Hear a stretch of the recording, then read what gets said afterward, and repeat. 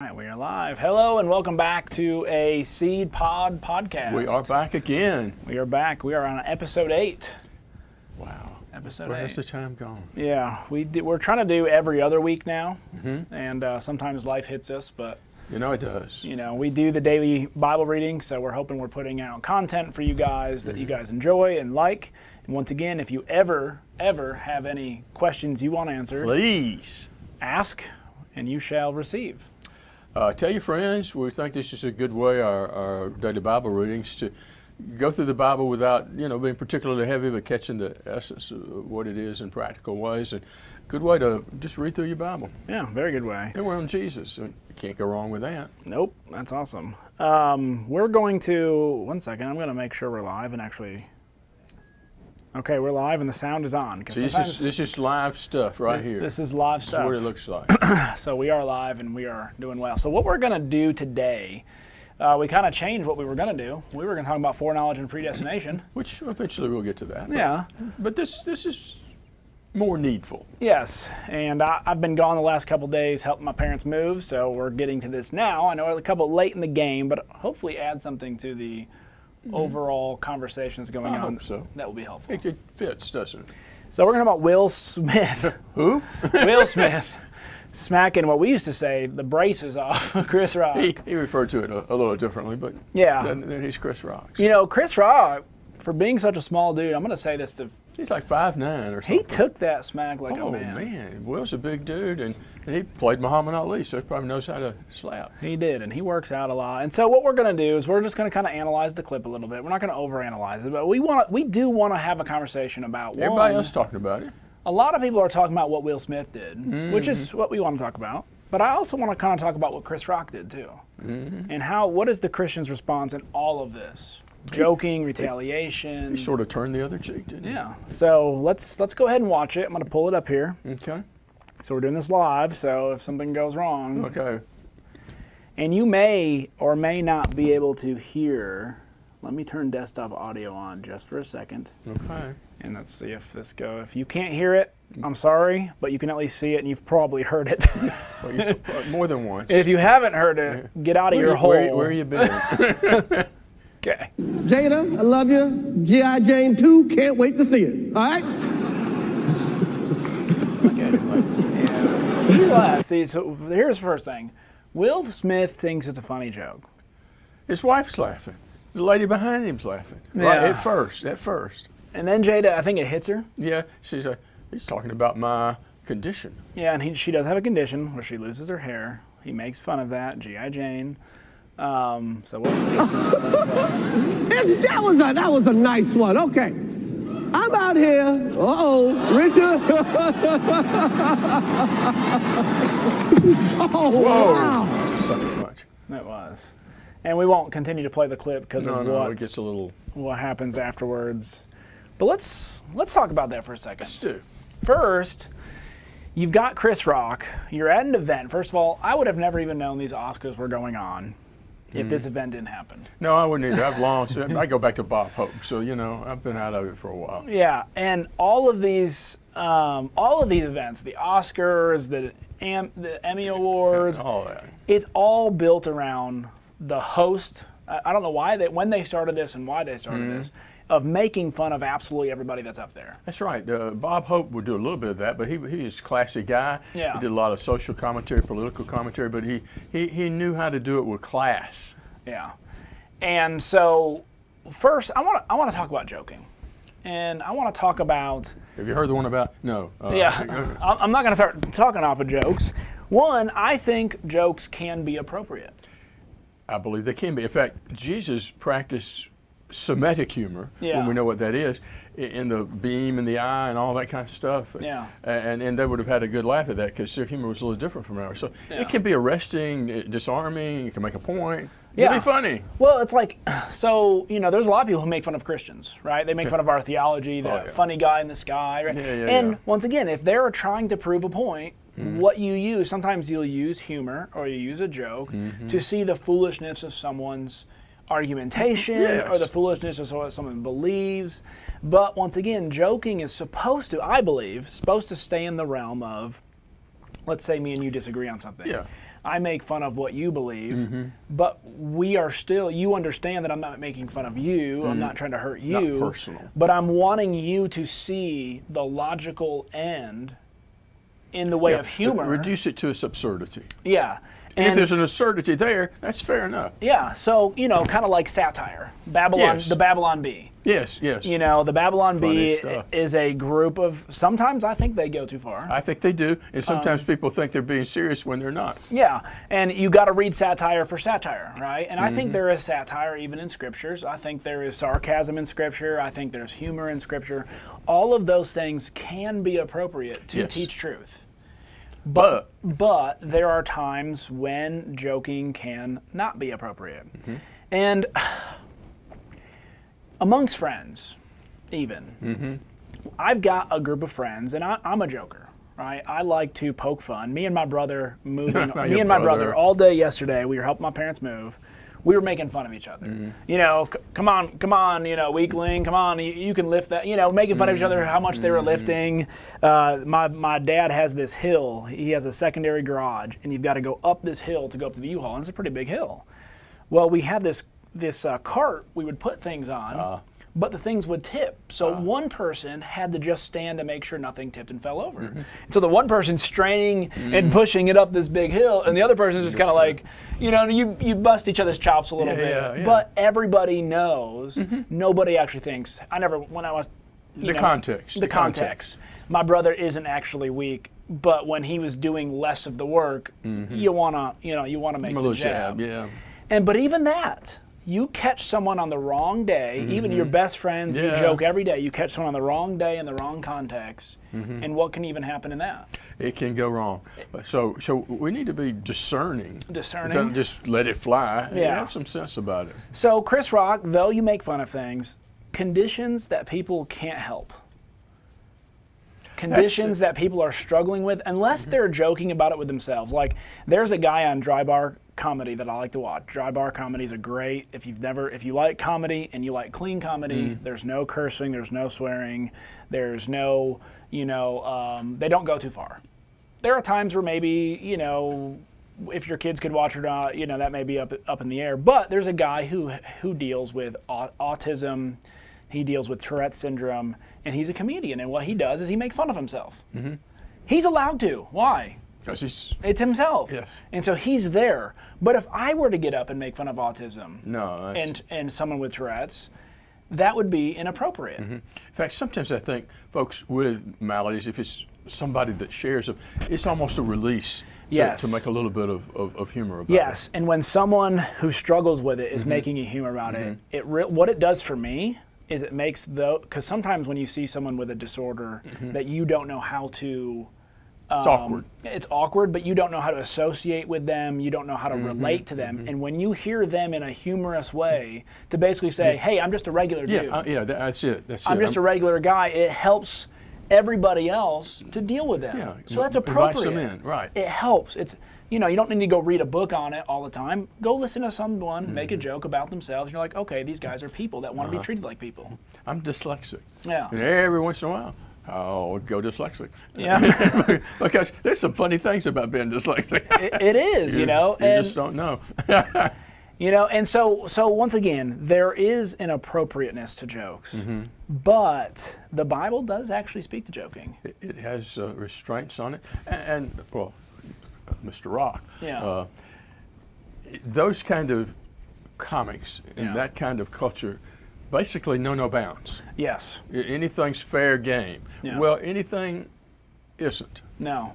And here's a saying that I've always kind of heard is there's always a little bit of truth in jokes, right? Jokes aren't funny if it's just completely made up. It's really not a joke anymore if you're talking about aliens in space that nobody can relate to. Much truth is said in jest. There is truth in jest. There is truth in jokes. And so you cannot offend somebody in a joke and then turn around and say, well, I was just joking, because you used a baseline truth. The only reason it hurt them, or the only reason it would have been funny, or the only reason they actually made a joke is because there was some kind of truth behind it. We don't want to hurt people. And you don't want to hurt people, okay? Like, for example, with my brother, we were the truth was he was doing lighter of the work on this roundup. There's a truth there. Therefore, the joke had a context and made funny. And he knew. But if my brother, let's say, was actually weak and could not lift things, if I constantly was on him all day, that would be wrong. He would have been offended, he would have got upset, and it would have been me bragging about my strength versus his strength. And when I was growing up, it was a different world. Yeah. And there wasn't political correctness. And I know political correctness goes too far. Yeah. But there were some things that needed to get corrected. We made fun of everybody known to man, races and women and all kind of maladies that people would have that were challenged and were very insensitive when I was a kid. Yeah. That's just wrong. Yeah, and and some people go back to that time and say, I wish we could get back to the time where we could joke about anything, make fun of everything. And, I wish there was a good balance. That would be good. That would be good. Because we don't want to overcorrect it, so we can't ever have something humorous to say about someone or ourselves. Yeah. There are some things that are just funny about us. I believe even racial tensions can be helped through joking. Now, a white person joking about black people, no, but black people or African Americans, whatever your political correctness is, when they joke about their own social norms and things that they struggle with, and white people, when we joke about ourselves, but it's when we white people are funny. Let's just admit it. White people are funny. We have our own things that we struggle with, that we know we struggle with. And black people are aware of it, but it's better if we make the jokes about ourselves, make fun of ourselves. You break that social awkwardness. I've got a really close friend who's black. I have black friends. And when we're on the phone, all along, so, you know how you white people are? I said, yeah, you know how you black guys are. And there's certain cultural things about us that are just humorous. Yes. And when you have an established relationship with somebody, you can do those things on a one-to-one level that you may not be able to do. I would not. In a group, right? You can't then take that outside of that context. But I certainly think that comedy plays a role. But I believe Christian principles could help. Yes. In fact, a Christian needs to have Christian principles, whatever we do. Yeah. And so I'm gonna read some verses. I'm gonna start in Ephesians 4. Okay. I've got some stuff there too. Yeah. Take it. Oh, we'll take it. First, Ephesians 4, we're dealing with Jesus talking about this new life. We've put off the old man and we put on the new man. So a lot of times our old man and our new man conflict because there are things about joking that I'm like, you know what, jokes, there should be no jokes off the table because you can't inhibit comedians. And there are some people who say that. Like you should never limit a comedian. That's silly. Everything should be able to be made fun of. I believe, yes, within a context. Within a context. As I've said, if there's a person who is dealing with some issue and they joke about it, that's one thing. But me, who is looking down on somebody, joking about something. Well, Jada Smith has got the, I can't ever pronounce it. Ablasia, is it? Apisha. No. And I'm sure. An ablation is. Well, as a kid, she might have gotten harassed about it, and she's before the public, and it would be embarrassing at times and make her self-conscious and feel awkward. And she's in one of the huge stages, and somebody's making fun of her, and somebody who's not a close friend, and plus the venue was not one for that anyway. You know, it would have been great if Jada was up there, and to kind of break all the awkwardness that people have with her, she make fun of herself. She could say, "I'm going to be doing a G.I. Jane 2." That would have been completely different. Funny. Yeah. Right? And so we would have been in a different. Will Smith, if he went up and smacked her, he'd be in bigger issues. Yes. But in the midst of all that, Jesus is talking about the way we used to do things versus the way we do things. And I want to look at a verse where he says, first in verse 24, he's talking about putting on the new self, created in the likeness of God, in true righteousness and holiness. So as Christians, first and foremost, we need to do how would God react in this situation? What we were is no longer what we're supposed to be. Yes. And God's the standard for what we're supposed to be. And so verse 29 tells us, let no corrupting talk come out of your mouths, but only such that is good for building up, as fits the occasion. Once again, even God is giving us a context. There are occasions that one word would denigrate one phrase, one sentence, one way of structuring things, but in a different occasion it may be okay. Be a jovial lifting up. Like I said, if Jada was the one breaking the social awkwardness with a joke, that would be an occasion. It might have made her feel better. Make her feel better, make everyone else feel better. Because when you're looking at someone who's bald, who's a woman, she's the elephant in the room. Yeah, and if she breaks all that, you can move on throughout your night, and no one deals with it anymore. Let's don't pretend like it's not what it is. Let's just go on and deal with it. It could have been done. It could have been handled really well. He says that it may give grace to those who hear. So we, as Christians, need to be conscious of how our words affect other people. Parents will ought to be heard to, usually moms, to tell their kids, use good words, use helpful words when they're not using good and helpful words. If my kids don't hear the word kindness 100 times a day, then I'm probably not home. But I'm like, kindness, especially little Ben, he can be a little, like, buddy, hey, we're working on being kind. Is that a kind word? A lot of times I'm like, here's one of my phrases. I was like, there's so many things you can talk about that are good and kind, and you choose these ones. So as Christians, we need to choose words and choose phrases that are meant to build up. And you know what? Sometimes through a joke, you can build someone up even through a joke. By maybe making fun of yourself or making fun of something that is a... I can sometimes divert attention from somebody by talking about my dyslexia. Yeah. And you made a minor faux pas. I live with this all the time. Yeah. So, and parents need to instruct. Yeah. And I know you do this too. Yep. But we need to model. Yes. They need to see that we don't hurt people. Yeah. That we don't hurt them, other than perhaps.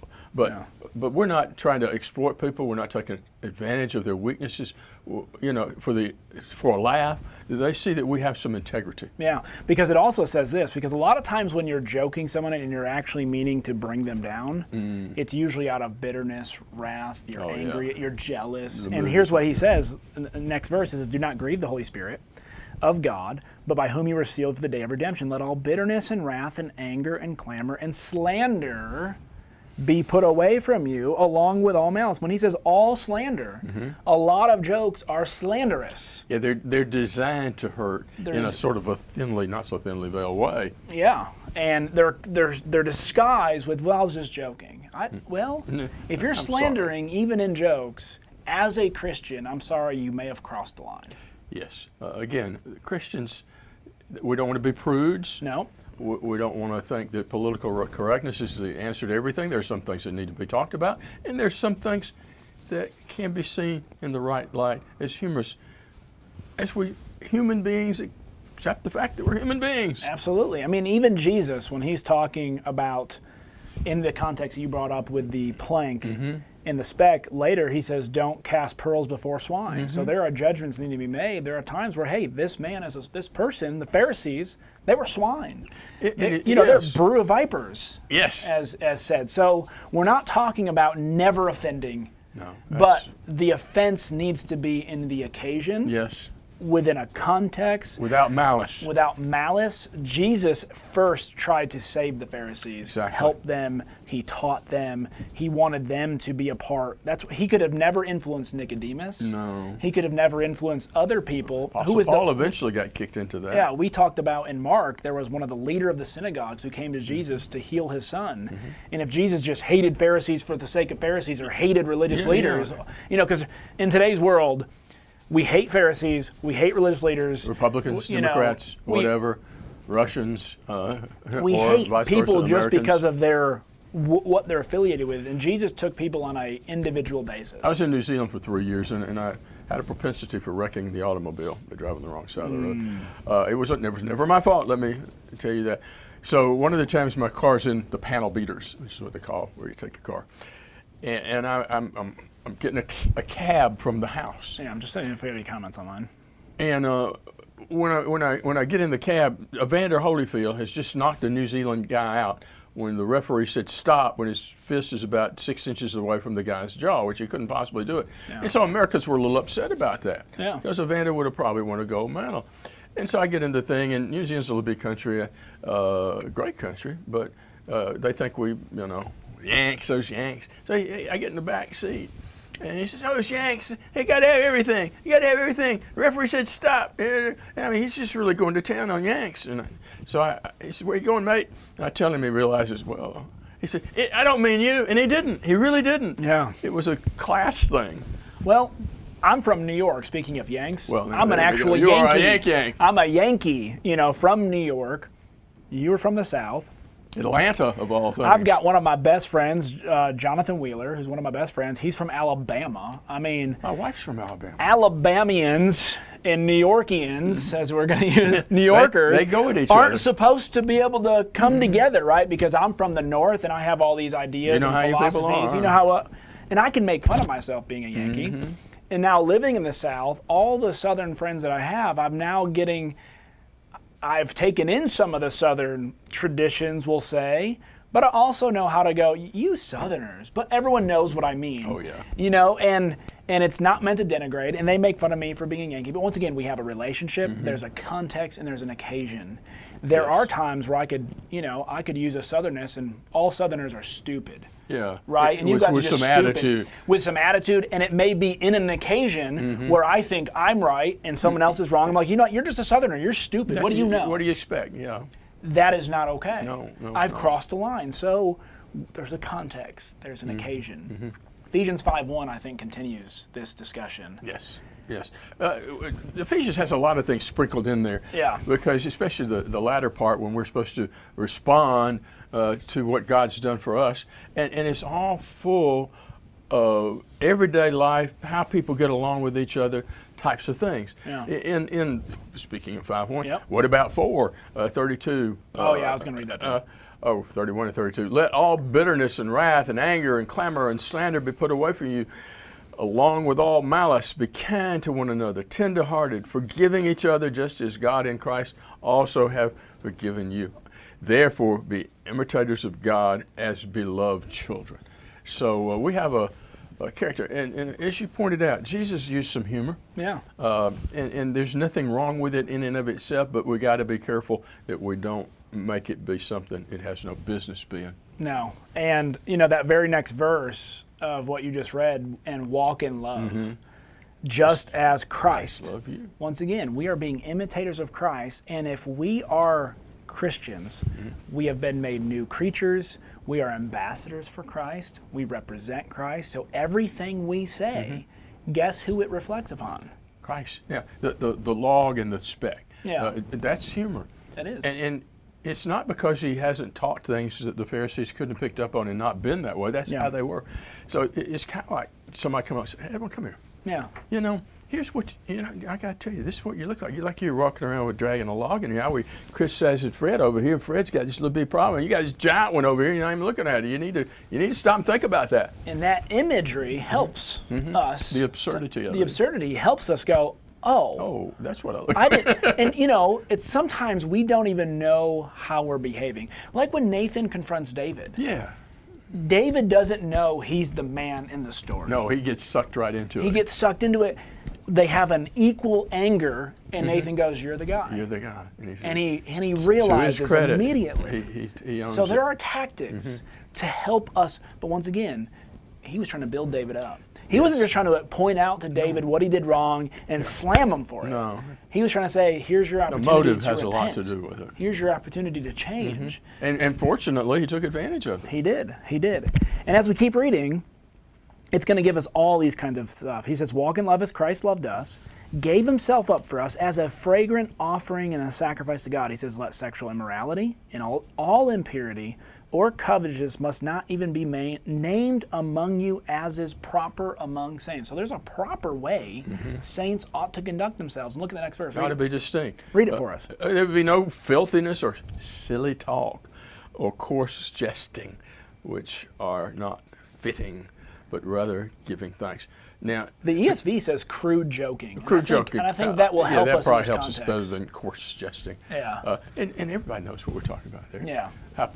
Chris Rock, I understand, and a whole bunch of people who were comedians, they used crudeness. Years ago, before Bill Cosby went where he went, he would chide, because he was a very creative comic, very intelligent, Yes. very funny in a wholesome way.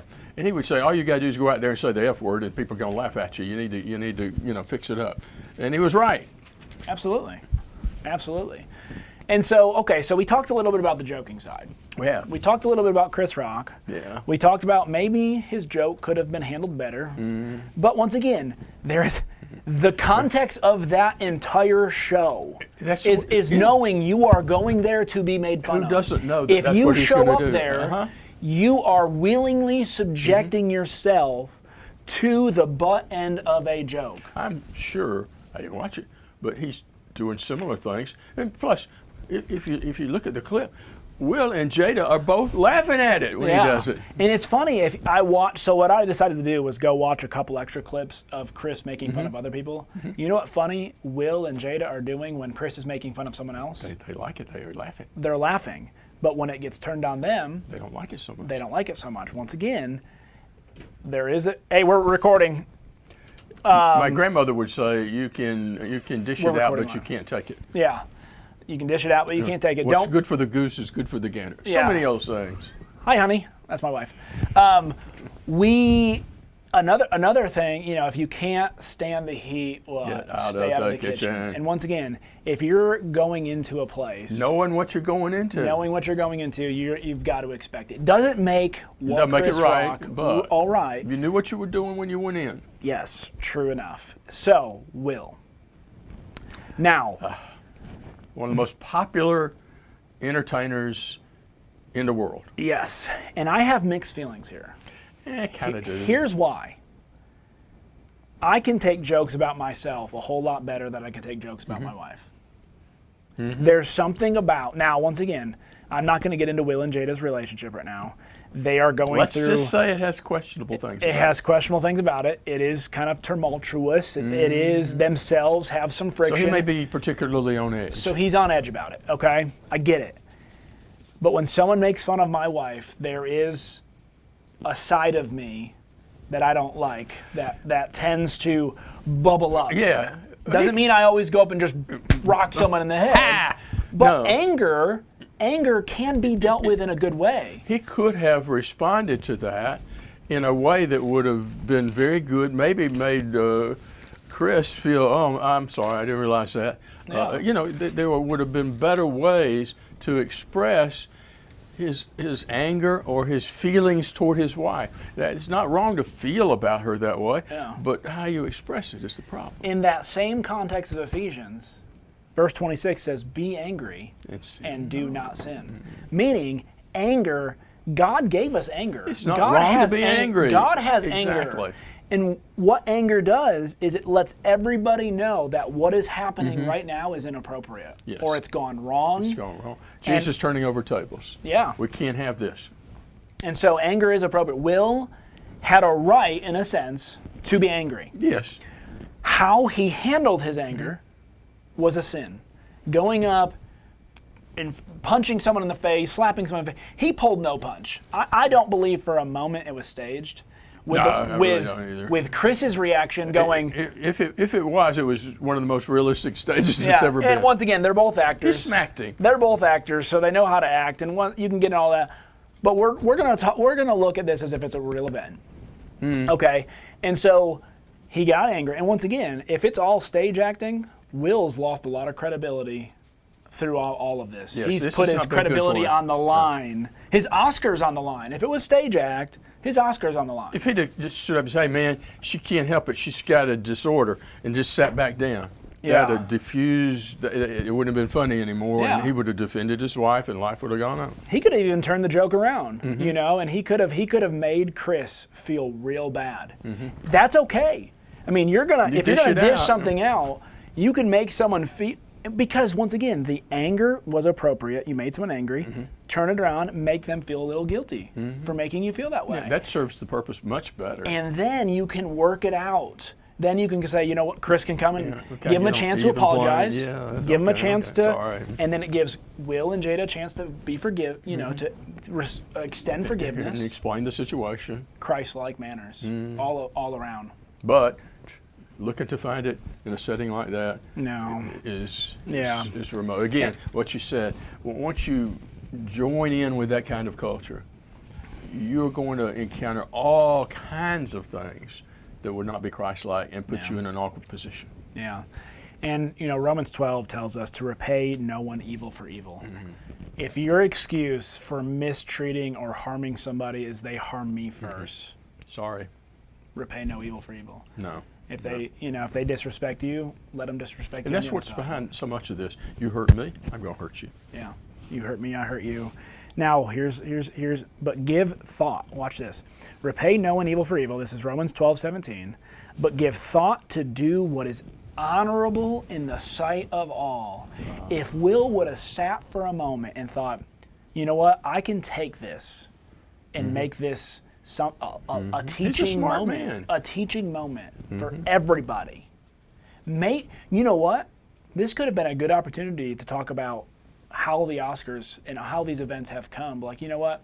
I think we have allowed this event to go too far. To go too far. I think we've allowed this event to get a free pass to say whatever, to do whatever. I thought it was funny when it's over there, but now it's me, and I realize it's not always funny. And maybe if Will's doing this next year, let's say Will's which they probably won't ask him. Well, probably not. But let's say Will now, or Jada, becomes the spokesperson for the Oscars next year, or any other event.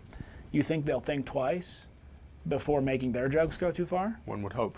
And hopefully they can repeat this to the point where, a person like me, if I wanted to watch the Oscars, which I probably never would, I wouldn't feel guilty having to go, what smut do I have to listen to? Yeah, exactly. And that's what it's become. Yeah. So repay no one evil for evil. Do what is honorable. If possible, here it is. If possible, so far as it depends on you, once again, you can only control who? Right. You can only control yourself. Live peaceably with all. Exactly. Now, that's the part we can do. Yeah. If people don't respond well, that's out of our hands. But it will help it to possibly go where it needs to go if we do our part. Yeah, but I will tell you, if everybody is behaving in the principles that we've talked today, let's say all the jokings are in an appropriate way, all the responses in an appropriate way, because even with an appropriate joke, you could hit someone in a wrong day, right? Yep. I'm going bald. You are. So I make fun of bald people, but I always turn it back with, I used I'm to be almost going there.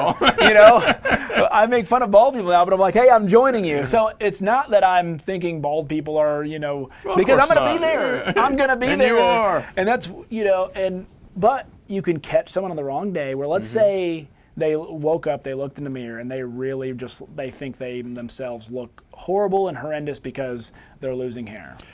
Kids especially are vulnerable. Yeah. They get razzed at school and horrible things said, probably not by evil intent, but we need to, bullying has become a problem. Yeah. There was a certain amount of that when I was at school. You'd probably have a fight on the playground and you were done with it. Yeah. But today, and sometimes parents will get all upset if their kid is turned in for being a bully. Yeah.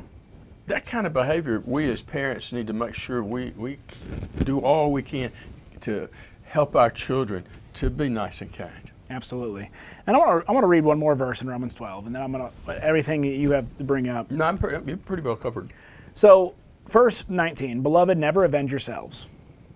Never avenge yourselves. Never appropriate. But leave it to the wrath of God, for it is written, vengeance is mine, I will repay, says the Lord. To the contrary, if your enemy is hungry, feed him. If he is thirsty, give him something to drink, for by doing so, you will heap burning coals on his head. So that's the kind of thing I was talking about, turning it upside down, allowing them to feel where they're trying to make you feel one way. Yes. You respond in such a way where they feel stupid. It's disarming. They feel like the one going, man, I shouldn't have done that. Suppose you're a Roman soldier back in the day. Yeah. And you can compel legally a Jew to take your stuff a mile. Yeah. Your average Jew is going to hate it. Yeah. Is never going to do anything more than just plunk it down after a mile. And the Romans, those Jews. What if one of those Jews said, hey, you know what, I'm going that way, I'll just take it. Yeah. That Roman will never think quite the same way about Jews again. Yeah. So, once again, when we're talking about the Christian's response to all this, I think we also need to talk just for a minute. I know we're going beyond 30 minutes, but this, what is our response to when these things happen? Kind of like what we're doing now, we're responding to it. Is it a time for us to to completely, let's say I'm never watching a Will Smith movie again now. Yeah, no, or he's a terrible person. Or he's a Chris terrible Rock's person. a terrible person. I don't know that either one of them are terrible people. You know what Denzel Washington told Will Smith? Yes, and that was a classic line. He said that when you're riding high, that's when the devil's going to go after you. See, and Will is riding high. Denzel Washington's response ought to be the Christian's response. You know what, Will? You made a mistake. And this should be for any sin. And Denzel says some good stuff all along the way. Yeah, Will, you had a momentary reaction. You let Satan get the better of you. I know better of you. No, I don't think that should be something that characterizes him, unless, of course, it does. Yeah. If it happens all the time, which there are now some things that have come out where Will, this is not his first time responding such a way. But once again, there are some people who struggle with a certain kind of sin, anger, whatever it may be. It doesn't mean Will like us. Yeah. We may, oh man, I didn't mean to, I was wanting to do better than that. And yet that doesn't characterize us, and we don't appreciate being characterized by it. Yeah. So give folks a chance. Give folks a chance. This will all work over. I hope Will and Chris work it out. I hope Chris apologizes to Jada. He's still processing what happened, and I can understand that. It's pretty shocking. It was pretty shocking. Will needs a pretty big apology. He does. Jada, needs to get an apology from Chris, but she also, I think, she, with her looks, and we didn't see what happened off camera. She's not an ugly woman. If there's something she said or did to Will to cause him to do that, maybe she has some responsibilities. Who knows? Because they were both laughing. They were both laughing at it. And so, once again, as Christians, with our jokes, let's be careful. Yes, let's be careful with our relationships with one another. Let's be good neighbors. Let's do the golden rule thing. Let's, if we have to take a hit, turn the other cheek and go the other mile for the sake of relationships and peace. Yeah, and if someone does harm us, mistreat us, all those kinds of things, what is our response? I'm going to Never take vengeance. Never take vengeance. I'm going to read one more verse because, so it says, for what credit, this is 1 Peter chapter 2, verse 20. What credit is it if when you sin and are beaten for it, you endure it? But if when you do good and suffer for it, you endure it. Right. This is Anybody can put up with it if you deserve it. I mean, they could, I deserve it. But what if you don't? Yeah, this is a gracious thing in the sight of God. Will and Jada could have gained so many respect points from me if they would have handled this differently. Yeah. She didn't deserve having her condition called out. Yes. But that didn't mean she needed to did not egg justify, her husband on to it didn't do justify something. what happened. He says, for this is a gracious thing. Oh, well, for this is what you've been called. As Christians, we've been called. That's just for what we're supposed to do. Because Christ also suffered for you, leaving you an example so that you may follow in his steps. He committed no sin, neither was deceit found in his mouth. When he was reviled, he did not revile in return. When he suffered, he did not threaten, but continued entrusting himself to him who judges justly. As the song says, which is a little bit of exaggeration, but still fundamentally true, he could have called 10,000 angels. Yeah. But that wouldn't have served the Father's purpose. It wouldn't have served his mission. It wouldn't have served us. And he would have been justified to do that. Yeah, he would have been right. I mean, we were the offenders, but he saw the bigger good. But does it save people? No. Does it extend grace in the gospel to people? No. You can't extend grace if you can't deal well with being wronged. Anybody can act right when things are going well. Where we can maybe make a dent in things and make them better and help people is we take one. Yeah, take one for the the bigger cause. Absolutely. Well, I think that's our voice on that. That's our opinion on that. I think it is. And hopefully, once again, I think we've given you some principles that it's not a one-size-fits-all for everything. No. But there are principles that need to be guided in every area. Love needs to be in there, and forgiveness, and any number of things. And what we're talking about are things that go on every day in culture. Yeah. So we need to know how to respond, act, and process. Yeah. So if you like this, once again, or even if you didn't like it, you'll comment, like some other ones. Share. Right, we're trying to get these messages out to just beyond maybe even our own folks, but those who maybe are non-Christians, who maybe feel the same way that we do about what happened with Will, but don't really have a voice. Well, and they see Christians maybe being misrepresented. Last night in the class I taught in the auditorium, I pointed out that part of our Great Commission is Jesus says, "Come unto me, all you who labor and are heavy laden, and I will give you rest." Yeah. So as Christians, we need to be trying to find people who are exhausted by the world, and let them know there's rest to be found in Jesus. Absolutely, and I think that's a good place to end. Once again, this is our SeedPod podcast, where we are planting seeds of Jesus so that you may have a Jesus-shaped heart. Exactly. So we love you. We do. God bless. Bye-bye.